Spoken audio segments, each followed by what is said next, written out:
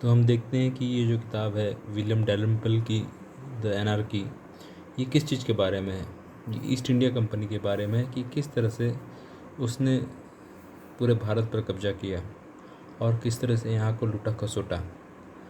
तो अगर हम अंदर जाएं तो हम लोग विषय वस्तु में देख सकते हैं, कंटेंट में देख सकते हैं कि सबसे पहला चैप्टर 1599 है। 1599 में बेसिकली यह बताया है कि किस तरह से ईस्ट इंडिया कंपनी बनी और किस तरह से लोग यानी अंग्रेज यहाँ पर आए, किस तरह से उन्होंने फैक्ट्रीज स्थापित की अलग अलग जगह पर।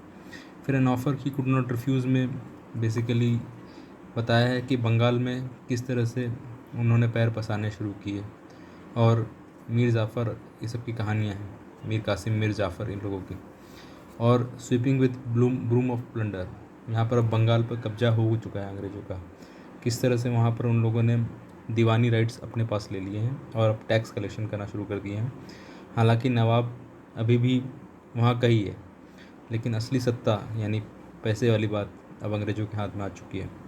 अब प्रिंस ऑफ लिटिल कैपेसिटी में शाह आलम के बारे में बताया गया है, जो कि मारा मारा फिर रहा है और उसके पास ज़्यादा रिसोर्सेज नहीं है अंग्रेज़ों से लड़ने के लिए, लेकिन तब भी वो कुछ न कुछ जुगाड़ करके और अलग अलग टाइटल्स दे के अलग अलग लोगों को अपने अंतर्गत करके अंग्रेज़ों से लड़ना चाहता है, एक मोर्चा बनाना चाहता है।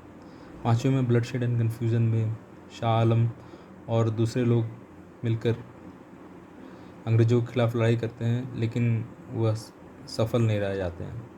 रैक्ड बाय फैमाइन में बेसिकली एक भयंकर अकाल पड़ा था बंगाल में और बाकी उत्तर भारत में।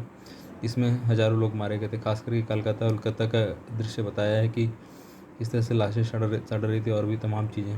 द डेसोलेशन ऑफ दिल्ली में मुख्यतः ये बताया है कि दिल्ली किस तरह से एक बहुत ही बढ़िया शहर हुआ करता था, आबाद शहर हुआ करता था, लेकिन अंग्रेज़ों के आने की वजह से और अलग अलग आक्रमण होने की वजह से उस समय और अस्थिरता होने की वजह से दिल्ली अब उस जैसा पहले था अंग्रेज़ों के आने से पहले उतना बढ़िया नहीं रह गया था, वो गरीबी और बदहाली में चला गया था।